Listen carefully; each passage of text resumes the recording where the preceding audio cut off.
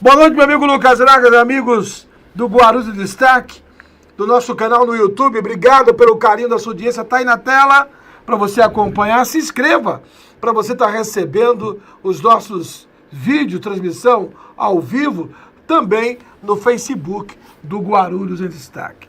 Senhores, estou recebendo hoje o nosso amigo, fazia tempo que não ouvia, agora palestrante, Rafael Martins. Boa noite. Boa noite, Geraldo. Prazer revê-lo, viu? Ó, eu tava com saudade de vir aqui. Eu gosto muito de vir aqui porque... Você tá devendo uma marmita pro Lucas. Meu amigo, não lembra desse negócio, não. Isso aí faz tanto tempo já, ele já esqueceu.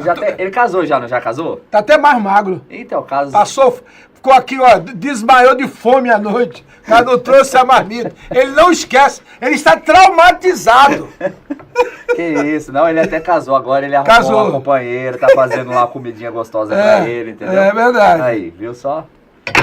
É um prazer estar aqui novamente. Obrigado, meu querido. Rafa, eu estava acompanhando o seu trabalho e eu fiz questão de trazê-lo porque falar de saúde mental não é um modismo, mas uma grande preocupação da sociedade brasileira. Aliás, parabéns, quando o Lucas tiver condições de colocar na tela, tem a coluna aí, Lucas, do Rafael Martins, do nosso site. Saúde mental é algo que preocupa a sociedade. E aí você foi muito feliz na sua abordagem, na sua escrita, porque a saúde mental envolve desafios e sonhos que não são realizados muitas vezes. E aí vem a depressão, junto com solidão e ansiedade. Vamos dividir essa nossa conversa por etapa. O indivíduo, quando nasce, ele tem o aconchego da família. Perfeito. Né? Nos primeiros meses, né, tem a mãe, o pai do lado, né? Aí ele fica maior de idade. Ele tem um mundo à sua frente. Quando ele perde o aconchego do lar e fala assim, eu quero viver a minha vida. Sim. Não sabe ele o erro que está cometendo. Né? Não, eu quero morar sozinho. E essa fala é a mais comum de todas. Papai, mamãe, obrigado, agora vou enveredar no meu caminho, no meu sonho. Aí eu te pergunto, se o jovem não estiver preparado para esse desafio, aí começam os problemas, né? Geraldo, o fato de sair de casa e morar sozinho é algo que é natural. Se a gente olhar para a vida, Sim. É algo natural. O que acontece é que muitas vezes, em muitos casos, a gente não tem essa preparação no nosso lar. Quantas pessoas que você vê, é até engraçado, eu tô rindo porque... Sua coluna aí, seus bloqueios emocionais estão impedindo você de avançar. Muito bom. A sua coluna no nosso site. Bonito esse rapaz, hein? Aí já é por sua conta, né? Eu não sei porquê, cara. É comum você encontrar pessoas se olhando no espelho, né, e se achando bonito. É a coisa mais comum do mundo. Geraldo, Todo mundo que vem aqui fala que eu sou bonito. Olha, todo mundo que vem aqui se acha bonito. Mas sabe por quê? Porque o apresentador é bonito. É o ambiente. Então, Geraldo, o que deveria ser algo natural na vida do ser humano, né, de deixar o pai e a mãe e viver a sua vida, às vezes acaba sendo um processo doloroso, porque não há uma preparação. Eu ri porque eu lembrei de um vídeo de uma mãe brigando com o filho, porque o filho falou que ia casar, ia ter a vida dele, e já um filho maduro, né, uma pessoa de idade amadurecido, e a mãe brigando com ele, como você vai me deixar sozinha? Então, essa mentalidade, às vezes, que a gente tem com os nossos filhos, de criá-los assim, talvez não seja um termo muito pesado, mas criá-los assim numa redoma, numa gaiola, e não prepará-los para a vida, né? E quando o pai e a mãe não preparam os seus filhos para a vida, quando eles vão para a vida, eles encontram dificuldades, encontram esses empecilhos, esses desafios, como você bem citou, e acabam, às vezes, não conseguindo, inclusive, alcançar determinados resultados na vida por conta dessa ligação que não foi rompida de forma saudável. A depressão é algo emocional? É emocional. É emocional, mas toda... A gente fala, Geraldo, que mais de... A depressão significa derrota? Não necessariamente. Depressão é excesso de passado, ansiedade é excesso de futuro. Pessoa que está no estado depressivo, ela pode perguntar. Ela pensa muito no que ela deixou de fazer, ela se culpa por coisas que ela fez, ou seja, ela está vivendo muito no passado. A ansiedade é o contrário, a pessoa está pensando muito no futuro. Então, o que a pessoa tem que fazer para equilibrar? Lembrar que só existe o agora. O passado já passou, a gente não faz nada, não muda, deixa ali como uma biblioteca para a gente consultar quando precisa. Não tenho dúvida. No futuro ninguém faz nada. Eu falo sempre assim, que amanhã ninguém faz nada, a gente faz hoje, faz agora. Então, óbvio que a gente planeja o futuro, a gente pensa no futuro, mas se a gente não agir no agora, amanhã vai chegar e quando for amanhã, o amanhã vai ser hoje, ou seja, a gente nunca vai fazer nada. Agora, você perguntou se a depressão é emocional. Mais de 90% das doenças físicas, elas começam no emocional. Elas são psicossomáticas. Então, elas começam no emocional e quando ela atinge o físico, é porque o emocional já... Então, a depressão, ela começa dessa forma, mas ela atinge o físico. Ela atinge neurônios, ela atinge a parte física também. Por isso que, em muitos casos, se passa em psiquiatras, em psicólogos, principalmente psiquiatra, né, eles acabam medicando. Por que o remédio? Porque atingiu o físico e é preciso entrar com remédio para poder equalizar a parte física para poder tratar o emocional. Nas suas palestras, o que você mais aborda? Porque eu percebo que quando você enveredou para este novo desafio, me chama a atenção porque hoje uma grande camada da sociedade procura o psicólogo, né? Para tentar solucionar ou encontrar como mudar a trajetória deste ou daquele indivíduo. Na palestra, você não tem como fazer isso, por causa do tempo, e são muitas pessoas. Mas temas com esse modelo de abordagem, o que fazer para sair da depressão? Você tem abordado isso? As pessoas têm te parado e têm perguntado isso para você? Geraldo, as pessoas querem sair da depressão, querem deixar de ser ansiosas. E o que acontece é que às vezes as pessoas querem fórmulas mágicas. Isso é muito difícil. Isso Com não certeza. só nessa área emocional, né? A gente vinha aqui bastante falar sobre educação financeira, também né? Eu não deixei de falar, mas o emocional é a raiz de tudo, né? Então, as pessoas procuram fórmulas mágicas que não existem. Como você bem citou, uma pessoa procura ali numa palestra, ela não vai conseguir resolver um problema que às vezes já está enraizado de uma forma muito latente na vida dela, ela não vai conseguir resolver. Agora, existem práticas, existem técnicas, existem terapias, existem processos que vão ajudar sim a pessoa a sair disso. Mas, Geraldo, tem uma coisa que é muito importante falar e as pessoas precisam entender. Que um psicólogo, um terapeuta, ou um treinador de inteligência emocional, que é o que eu faço hoje, ele não vai, ele sozinho, ajudar a pessoa a sair de um estado depressivo ou ansioso, ou retirar ali, acabar com seus bloqueios emocionais sozinho. A gente não tem uma fórmula para entregar para a pessoa e a pessoa simplesmente deixar aquele dilema, aquele problema, aquele desafio que ela está enfrentando. A pessoa ela tem que entender que ela tem a autorresponsabilidade. Ou seja, ela precisa executar determinadas coisas, ela precisa fazer determinadas coisas, que se ela não colocar em prática, não tem como o profissional fazer nada por ela. O profissional terapeuta, um profissional psicólogo, uma pessoa que procura terapia, muitas vezes procura soluções, mas o terapeuta, o profissional que vai trabalhar na terapia, ele não tem soluções, ele tem caminhos, mas a solução sempre está dentro de nós. Então, o primeiro ponto para uma pessoa sair de um estado emocional ruim, negativo, é buscar o autoconhecimento. É entender quem você é, os seus gostos, as suas falhas, as suas forças. Quando a pessoa começa a olhar para dentro de si e se entender que é esse o auxílio que um terapeuta vai fazer, né? Quando a pessoa começa a ver isso, ela começa a se entender como que ela funciona em determinadas situações, e aí ela começa um processo de cura. Mas é um processo, não é uma coisa assim, num estalar de dedos. É. Uhum.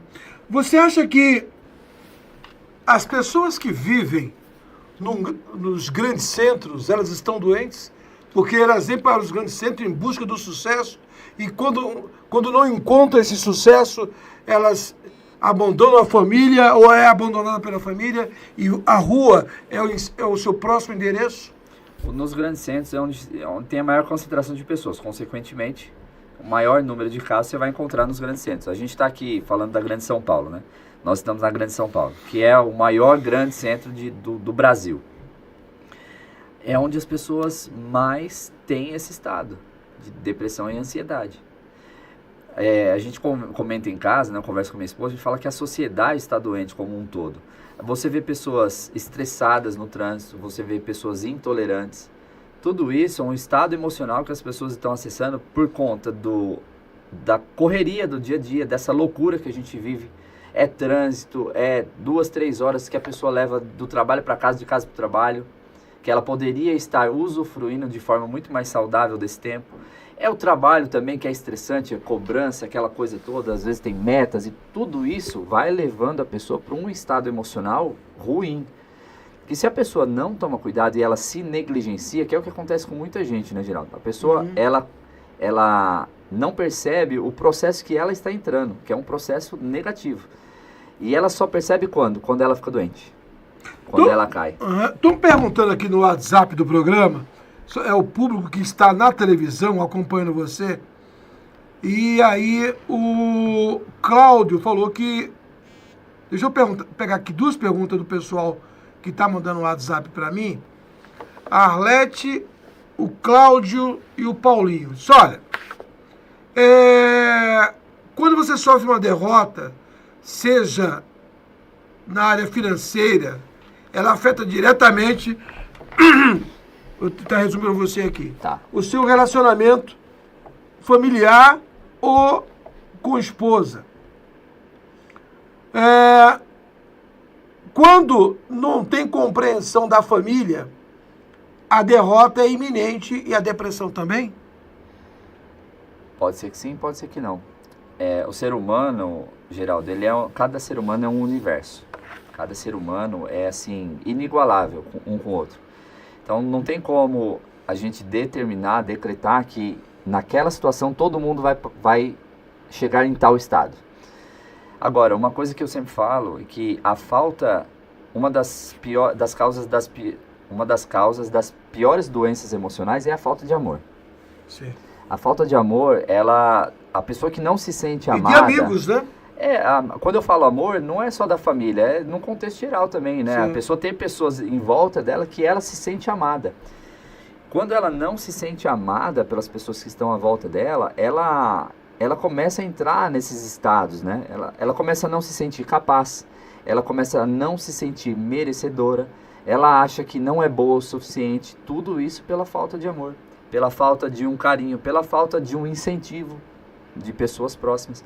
Então a falta de amor, isso tanto no lar, no próprio lar, quanto na sociedade que a pessoa convive ali, com os amigos, colegas de trabalho. Quando ela não se sente amada e ela acaba consequentemente não tendo o amor próprio, ela começa a ter pensamentos negativos. Esses pensamentos negativos de não se sentir capaz, de não se sentir merecedor, de não se sentir suficiente, esses pensamentos começam a gerar emoções negativas e ela começa a ter comportamentos negativos. Estou conversando com o palestrante Rafael Martins. Estamos no Guarulhos em Destaque, no YouTube e também no Facebook, canal 3 da NET, claro, lógico, canal 508 da Vivo, canal 22 da Rede Fox. São as principais operadoras que você pode acompanhar. E, de fato, nós somos a única televisão de Guarulhos. Tá? Não tem outra. Agora, Rafael, essa aqui é uma jovem, ela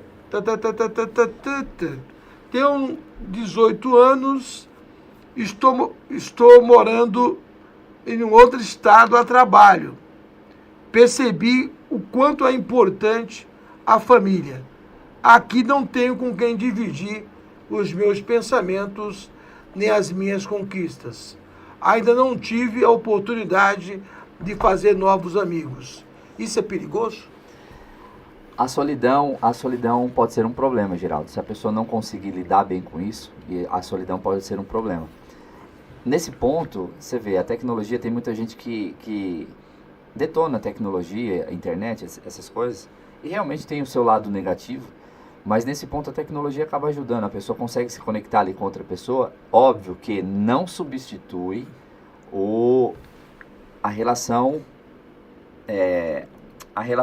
física, né? Sim. De você estar ali, de dar um abraço na pessoa. Isso não substitui, mas ajuda, porque você consegue se conectar com qualquer pessoa, a qualquer momento, de qualquer lugar. Não tenha dúvida. Mas a solidão, se a pessoa não consegue lidar bem com aquilo, ela precisa ter escapes. Então, imagina o seguinte, a pessoa viajou, foi morar em outro estado, longe de todo mundo, não conhece ninguém. Aí ela foi trabalhar. Se ela não consegue criar laços no trabalho com as pessoas, ou em lugares que ela sai, ela começa a ter sozinha pensamentos que podem levar ela a estados negativos. E aí ela precisa saber lidar com esses pensamentos, porque são esses pensamentos que vão levar ela para esse estado negativo. Hoje, na sua palestra, Rafael Martins, aliás, por que você decidiu?